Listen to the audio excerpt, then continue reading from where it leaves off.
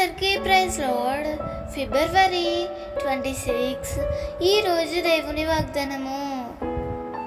నేను నీకు తోడై ఉన్నాను కనుక భయపడకుము. ఆదికాండము 26 నీ చుట్టూ ఉన్న పరిస్థితులను బట్టి భయపడుతున్నావా? నీ ఆర్థిక పరిస్థితులను చూచి భయపడుతున్నావా? నీ ఆరోగ్య స్థితిని చూచి భయపడుతున్నావా?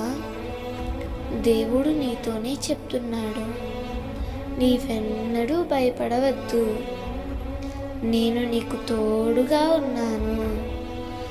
దేవుడే నీకు తోడుంటే నీవు ఎందుకు భయపడాలి? బండను నీటి మడుగుగా, చప్పటి నీటిని మధురమైన ద్రాక్షారసముగా, అంగలార్పును నాట్యముగా మార్చిన దేవుడు నీ పరిస్థితులన్నిటినీ మార్చగలడు.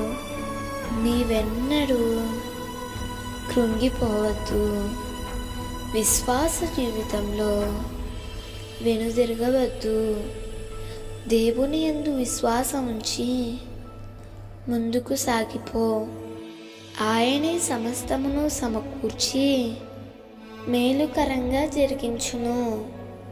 ఆయన నీతో ఉన్నాడు గనుక నీ ప్రతికూల పరిస్థితులన్నిటిలో నీ చేతిని పట్టుకొని ఆయనే నిన్ను నడిపిస్తాడు.